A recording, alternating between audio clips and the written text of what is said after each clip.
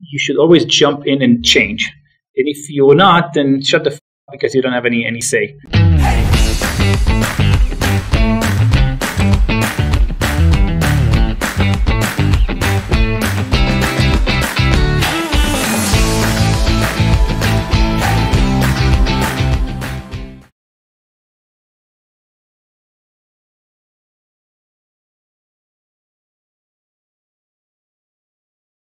Assaf, thank you for being on 20-Minute Leaders. Thanks for having me. This is so special. This is the first 20-Minute Leaders out of, I think, 120 that I'm doing it in person. Anything that we can, mix it up is good. Well, I have the privilege of being here in the Hippo offices, being a new Hippo employee, software engineer here. And I've been waiting for a very long time to do the video with you. So I'm very happy to do it in person. Assaf, who are you? Wow. Every single person that I meet in the Valley, in Tel Aviv, wherever, they know Assaf. Everybody knows Assaf. Why is that? It's from the pictures that I used to have on Ayalon. Me and Bar Rafaeli hugging together. I don't actually have a picture. No, of course not. Look at this schnoz. Do you think that they'll put it on any picture? I think it's a combination of two things. I think it's a combination of me being for enough time in this scene, plus basically the belief that entrepreneurship is an accretive environment, and because of that, you help whenever you can, and you bust the buck forward, and you're always being helpful. And the question that you should ask is, how can I help you? Over a period of time. How long have you been an entrepreneur? How long do you consider yourself? Is it from back from IDC Zell, from the army? When do you consider yourself an entrepreneur? I don't know. I never consider myself an entrepreneur. I just consider myself, I cannot work for anybody. I'm the worst employee there is. Okay. So the only other option for me was to build my own environment. Right. I'm not very good with hierarchy. I'm not very good in consulting. I was a mediocre consultant with McKinsey. I'm a lot better entrepreneur. I think I'm an okay manager. Interesting. But I think I'm set up for, I don't like status quo. Since I was a kid, it doesn't matter what. I can go to the ice cream parlor and I'm like, what in my mind is like, that's the dumbest thing ever, because they should pick up the money in here and do the turnover there, and then they should. So you're always thinking about how to improve, and I'm not good at I believe that you should always jump in and change. And if you're not, then shut the fuck up because you don't have any say. Right. And because of that, I'm basically an entrepreneur, or what is considered now to be entrepreneur. You can call it self-employed in a certain time, in between jobs, whatever term you want to call it. That's what I'm set up for. Interesting. Okay, so Hippo, entrepreneur. A lot of people go into cybersecurity, into different B2C products. A lot of most of the things we see on TV are B2C and these really fun products. Yet you go into insurance, a really heavy industry, very old industry, and not something that the average entrepreneur on the street would say, yes, I'm ready to go into insurance. Yes. What's up with that? Probably all of the stuff that I believe in entrepreneurship, plus all of the corrections for my prior fuck-ups, are exactly in that field. So let me let's break them into different components. Let's do it. One, it's a massive TAM. It's $100 billion, just home insurance itself in the US. So I'm not even talking global and stuff like that. In the US is a $100 billion market that grows at $5 billion a year. Wow. So it's not this question of, Gartner is saying that by 2027, this field is going to be $2.3 billion, and you have 17 different companies vying for VC money to basically go into that field. It's also a very interesting thing, because when you're pitching VCs, it's not about, I'm going to be the most dominant and kill State Farm and Allstate. No, there's a lot of space for a lot of other players in the market. Right. Give us 1% of this market, we build a $5-10 billion company. So give me, let's go up 30,000 feet really quick, and then we'll come back down. Sure. What is insurance? What is the home buyer's insurance in the US over the past few decades? What are we seeing? Because what we do at Hippo here is something pretty unique in the scope of insurance giving. Yeah. So think about home insurance the last 100 years. channel is solely via agents. You're being sold insurance via agent. Right. The average age of an agent now in the US is 60. 60? Yeah, there's less than half the agent that used to be 10 years ago. Wow. So now there's a bunch of, when was the last time that... But more people are buying homes, so how does that make sense? It's just that agents don't want to sell you home insurance. They want to shift to sell you commercial product where you don't have high frequency and you sell a lot more cars on the road. Yep. But do you want to service people that have car insurance? Because every 1.7 years you have a claim because someone nicked your car, you had an accident, and then you're calling your agent, I need a replacement car. They fixed it, they didn't fix it, there was a depreciation. And look, there's a point where I said, F it. Listen, I just want to do it. I prefer to sell you something that doesn't have a high frequency, right, makes and sense. I make a lot more money. So hence, all auto insurance has shifted to be direct. You're going to Geico and Progressive, you're buying via a call center or via the web. Our analysis was that there is going to be similar lines that are bound to go the route of direct. Home insurance is one, SMB is two, and the third one is life insurance. And we started to analyze all of these things, and we thought home insurance is something that fits our core skills of going deep into specific areas, a lot of data, and this is going to be tweaked. So firstly, moving it to the direct, to enable you to purchase however you want. Right. You can buy, online, mobile, via our call center that belongs to us, via other insurance company that sells it, via independent. We're agnostic. You're always going to get the same price. Second thing, coverage is stuck in the 60s. So if you actually have the time when you're never going to do it, and you're going to open your home insurance policy, you'll see that you're covered for stuff like fur coats, $5,000.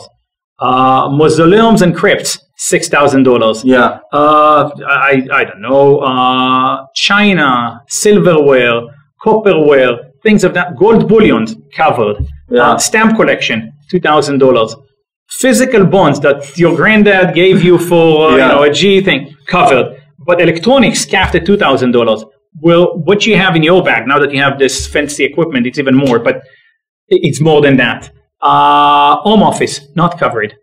Right. Bicycle, camping equipment, strollers, ski equipment. So basically the things that actually are happening with the millennial generation, with the new home not just buyers. Millennials. Like, I'm not a millennial, and I have a lot more electronics in a home office, and a lot of other stuff that happens. There was some other stuff that when we started the company was also challenging lifestyle for us. So for instance, gay couples in states that we didn't recognize it couldn't be registered as both of them on the same policy. Really? Yes, because they weren't recognized as being married. So then, so we live together, but only my half of the closet is covered for losses, but not your half. It was just very foreign to us, to how people live their life, and we thought that this is about modernizing insurance and doing all of that. So we started the company 5 years ago, where the thought was we're going to build Geico. We're modernizing insurance. That's the second thing. We started with we're going to build Progressive or Geico for home insurance. Enable it to buy. That's how we started. Then we realized the coverages are off. So we need to modernize home insurance. And now we're at a point which is it's probably not the misbranding kind of thing because we haven't massaged it enough, but it's the shift from being a reactive company to proactive. Right. Insurance is a reactive experience. You have a crappy onboarding at day one. We changed that. We spend a lot of time. You're very familiar with that to make it seamless, pre-fill all of the data for you. And then you have a crappy experience at year 9, which we have our claim concierge, and we're doing everything 24/7, and we have an NPS of 70 on the claims. When you have on the claim side, in the horrible situation, you have an NPS of 70. Because we need to be very honest with our customers and help them as much as possible. And what really drives me now is this 9-year time frame that Michael is a customer of Hippo until you have a claim. Yep. Now think about that time. Insurance companies don't even call you a customer; they call you a policyholder. Yes, because the customer was the agent, not the end customer. I have to say, the day that I onboarded Hippo, the number of times that my onboarding managers told me, Michael, we're looking at customers, not policy numbers. Just get that out of your head. We're customer forward. We're guest forward. Now we have multiple agents that sell us are also customer, and it's completely fine. And we need to build them tools to basically address them in the right way, just like we need to focus back on the customer. So think about that. You bought a policy. It was a shitty experience. Fine, you forgot about it. And then upfront when you bought the policy that after 9 years, when you're going to have a claim, the first sentence that's going to come out of your mouth is, I knew this shit's going to happen. For 9 years, I've been paying you guys every month. And just when it's going to happen, I knew this is going to happen. Like, you know, when you show me how many products in the world, like you're buying it, knowing it's going to be like that when it's going to happen. More than that, right. It's a bizarre product to begin with, and we can have a side discussion on that. It's a product that you as a customer don't ever want to use, and me as the person who actually give you the product don't want you to ever use. It's a very awkward kind of product. Really? Okay, so now what we decide is like this 9-year time frame that you're a customer. How can we align interests? How can we treat our customers differently? Now, you don't want to hear from us. I'm your insurance company. Me sending you weekly, you're like, what the hell? I'm just going to block me on the spam, and we haven't done anything. So there needs to be something deep in alignment. Right. And insurance now is a reactive process. You're paying every year on the renewal, and then after 9 years you have a claim, and now the insurance companies, that's their time to deliver on that. And it usually doesn't work well. Of course. So we thought about that. What's the best experience in the world for a claim? Is that you had a claim and 5 seconds later, someone stepped in, you had a damage on your roof. There was a leak in the roof. And it's $20,000. You need to replace your roof. And 5 seconds later, someone came, Michael, here's your $20,000 check, which is exactly the sum. And this is as good as it can be. But then for 3 weeks, you're not going to be at home. You need to find a contractor to fix your roof. You probably lost some of the artifacts that you have in the stuff, all of your favorite clothes, your favorite sofa, and it's a mess. And this is as good as it could be, that someone gave you, and you would say that my insurance company was amazing. I had the damage and they paid everything on the spot. Right. That's a crappy experience. So we thought, what can be better than that? And we thought that the best experience is if we avoid the claim from happening in the first place, which is good for us as an insurance company, but it's very good for you. Yes. So this was our shift to be proactive insurance company, and it has 3 components. One, we basically said, why do we use the data only once? If I'm already pre-filling all of the data, aerial imagery to see the condition of the roof, permit records and all of that, why are we doing it only once for the onboarding? Shouldn't we do underwriting on an ongoing basis? Right. So every time I have an aerial imagery pool, we're running all of our customers, basically homes, through that. And if there is a discoloration on the roof on Michael's home, someone is going to call you and say, listen, our data, you know that we're monitoring your home from time to time. Our data sources showed that you had a discoloration on the roof. I think we should send a roofer. And it's going to be free of charge. And I mean, that's part of the modernization where you're not relying just on them filling out a 15-minute questionnaire of what year was your roof built. No, nobody knows. Exactly. You go and you're able to pull in all these sources, and it's not just passively pulling them. You're actually actively looking and developing technologies. Exactly. They're able to look at pictures, look at aerial maps, consolidate with different APIs, and then perform a high analysis. And ongoing. And let's do it ongoing to help prevention from happening in the first place. I'll give you an example. I think 14% of our customers have something material change in their house when it comes to renewal. And I mean, added a swimming pool, turn the garage into a living room. Right.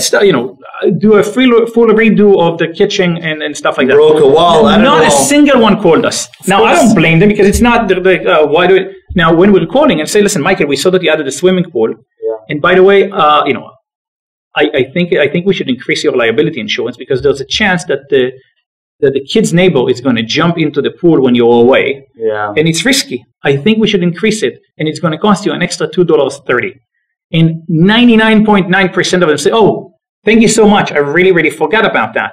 Now, sometimes it's the other way around. Sometimes we saw that the permit record showed that you replaced the roof and you were entitled to a 5% discount. It's not about maximizing and upselling. It's about making sure that this contract that we have of an insurance company and the insured is that we're going to be the safety net.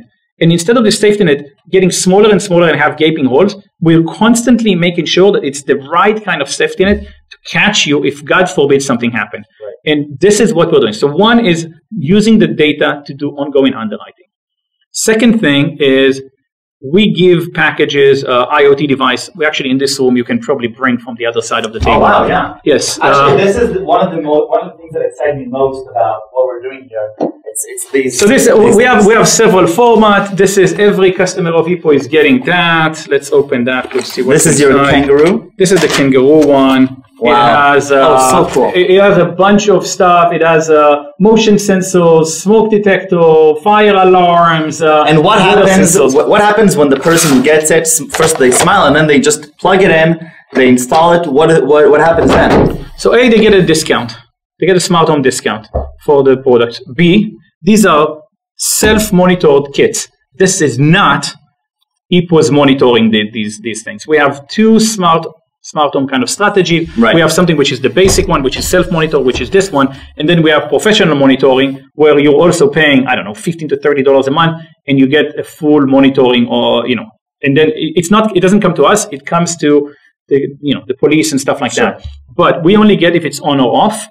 But it's self-monitor. So it's not me being big brother and monitoring that and capping. It's not about that. It's about alerting you that you have a water leak in your basement, and now I'm going to go and check it out, as opposed to the water leaking for 3 days and then I'm coming to the basement and it's completely full. Sure. It's about these things. So one is using the data ongoing. Second one is smart home, and every customer is basically, unless they opt out, get that.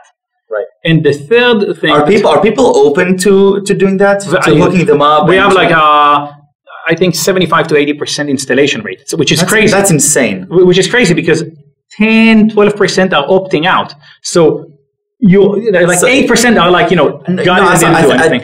I'm like, when I see a win-win situation, you're sending them these devices that Hippo is sponsoring, and then you're telling them, listen, we're not going to make money off of this. Let's form a win-win. You're going to plug these in. You get a discount on your quote. Yes. And you're not going to lose your house. You're not going to lose your belongings, because none of us want that. Exactly. You don't want to lose your belongings. We don't want to file a claim. So let's come up with a win-win situation where we avoid it in the first place. It's on us, and you get a that was exactly the strategy of this thing.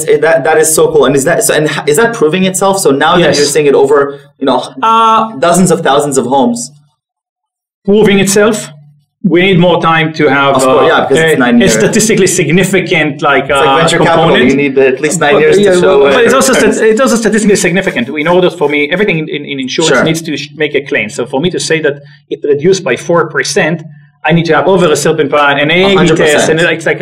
But it's definitely. But intuitively, as a CEO, because you have to. And I get a lot of personal emails. Like I get people like, "Thank you so much for this. We had a leak in this, and it stopped it." Or we had a problem. We woke up in the middle of the night because there was a fire alarm, and then we realized there was a fire, and it was another room, and stuff like that. So even sporadically, even if I have 100 water claims and I stop 1 in 100, it's better than not having it. Amazing. Plus the sense of trust and stuff like that. The last thing, which is also interesting for that, I think it helps build a brand in a way. So the thing is this, if you want to build a brand in general, you need to bring consistent benefit to a customer.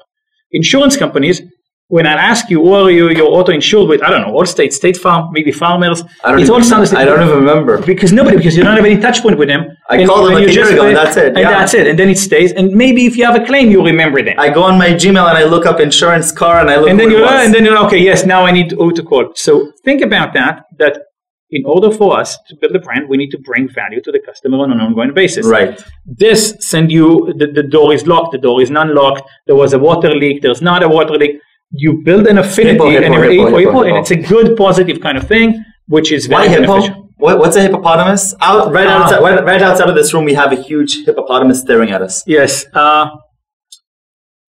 are two answers. So the answer I usually I want the real one. No, so the answer I usually get, I'll give you the real one is not sexy at all. So I want the not real one. So usually the answer is that I'm giving is that everything with the word mutual and state and farm was taken. So we had to come up with something different. But the real answer is in the world of brands today, there's no more brands. There's no try and find a name for a company that you get the domain, you get the Twitter handle, you get the Facebook thing, you don't have 15 typos and it ends with CO. It's just not something that happens. So you're trying to find, and you go. So you went on GoDaddy and you start. No. You say, listen, let's look at animals. Let's look at flowers. Let's look at Greek gods. Let's look at places. Let's look at monuments. Let's look and you're realizing really, really fast. There's no more names. So then at the end of the day, you find something that, you don't really get the domain, but the domain is somewhat available. You get, you're kind of making something and said, you know what? And it's not associated, and you go for it. And in our case, it was Hippo, where if you would have asked me 5 years ago, I would have told you there's probably 80% chance we're going to change. It's a placeholder. Amazing. That was like, let's say, yeah, listen, we like it, but it's probably going to pop up as a problem or something like that. And we would probably need to do a redo of the brand and stuff like that. And with time, we actually liked it more and more. And it's awesome. Now, there's also another thing. There's a lot of, I read too many books on that, but if I summarize them into one kind of sentence is, the earlier the person who can grasp your brand, the better the brand is. Okay. And the less it's associated. So Apple has no association with electronics and what it is, but a 2-year-old can grasp the name. Freaking awesome. So you're trying to find Google's something similar, So you're trying to find something, but Google is probably an 8-year-old can grasp, not a 3-year-old. Then the name Google? Yeah, like even though it's like it's not trivial. It's not a concept. It's like it's Google. It's something. There's something behind it, but it used to be a time like progressive. It's like So you try to find something, and not that everybody likes their insurance company. So you try to find something non-associated with insurance, which is memorable. It's kind of like there is the elevator kind of test on telling a story. This is like, it's an elevator test on remembering the brand when someone leaves the elevator. Not, what's the name of the company? What's the chances of me telling them, listen, we're an insurance company called Hippo. Just that. 100%. And then 3 days later, it's like, what was the name? Yes, Hippo. There's a way higher likelihood of remembering. And that was basically the thought behind 100%. It. Not that, of course, we have Hippo stands for home insurance policy, of course, and bullshitness like that. Assaf, I can't believe we already have to go in a minute, but I have to get your point of view. You're in a hyper growth state. The company is doing very, very well. Already a unicorn. Lots and lots of employees. How many employees are we now in the company? 270. 270 employees. Did you think when you sold your last business that you're going to be running 5 years later? Of course not. Are you kidding me? This is like 270 employees. Assaf, you wake up, you have to lead 270 people, and it's growing. So every week, I'm getting new emails. Welcome, blah blah blah. Welcome, blah blah blah. How do you approach this state of mind? Have you done this before? Experiencing this growth? No, not ever. But that's the reason why we're not selling and we're excited to come every day. It's the growth mindset and how much I personally learn and the rest of the team is learning by evolving and moving to the next step. Every day, it's a new day. It's a new learning. It's a different company. It's a different company. I always ask myself, am I the right person to lead the company? Am I the best CEO for the company? Can someone else be better? What do I need to personally learn to be better? Or if I have gaps, who should I bring into? Do you feel the same intimacy with the brand and with this desk and these walls as the days go by and you disassociate more and more with the everyday things?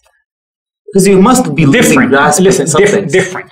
And it's part of the growth. Or it's probably the hardest thing for me on my growth journey was to let go of stuff. I used to know every freaking thing, every nuances, every contract, everything. And there's a certain point that you can't, because the entire management basically experience is about leverage, finding someone else that can leverage you and not you doing it. And the second thing, you find people that are way stronger than you in what they're doing. Rani is a way better technologist than what I am. And in order to attract the right talent, you need to let go and let them run their own stuff and not intervene and trust them to brief me on the stuff that I need to be briefed. So on one side, I'm not in the minutia. On the other stuff, I'm exposed to a lot broader kind of things, which I find really, really interesting. So that's part of the evolution and the growth. Definitely. And I'm constantly like, what's the next steps? How can I evolve? The day that I'll feel that I haven't grown enough to accommodate the business, or that I've hit my mark, that would be a different discussion. Do you feel that you'll be able to have that discussion with yourself? Yeah. I have no egos when it comes to the company on these things. Even though it's your baby and you grew it from day one. It's not. It's not about I never. It's not that since I was 4-year-old I wanted to be a CEO of a public insurance company or something like that. It's not. That's not the driving force for me. It's about education, growth, doing good, making an impact, learning every day. Because I think entrepreneurship is shit. It's hard. It's difficult. but there are several things that you can control. You can control the domain that you're working in and what you're working on, the people that you work with, and the culture. And this is the biggest thing. And as long as you're working on something that is interesting and exciting, the people that you like, and I can still influence the culture, and I like the culture of the company, I'm probably going to keep on doing it. I love it. Assaf, 3 words that best describe you. How would you describe yourself in 3 words? This is something that I ask every person on the show, and it's now fascinating to see it come together. So it's not bored. So independent thinker. I believe in strong opinions loosely held. Strong opinions loosely held. So I think that when you come into a discussion, you should have an opinion. Okay. But you should defend it, and you should be thoughtful. But you should be open that if someone comes up with data and stuff like that, that you're like, okay, yeah, I can see that, and you're loosely held on so the second part is just as important as the first part. Yes. Yeah. Which is, part of the other stuff is we have obligation to dissent, and all of that kind of stuff is part of the culture. And then I think that being a mensch and honest and good friend and all of that is something that is really, really important. Is for a company, for the culture, and for me personally. I love it. Assaf, thank you very, very much. No, I can be, happier than having you on board. It's like, this is fantastic. Bring us a lot more Michaels. No, this is fantastic. And I have to say that walking in here, just the culture, it precedes itself. And yeah, the business is great and the technology is fantastic. And I love the people around me, the culture and the feeling that of what you've built here over the 207 employees. And I can't wait to see it grow and continue to grow. And I'm excited to be part of the journey. Thanks so much. Thanks so much for that.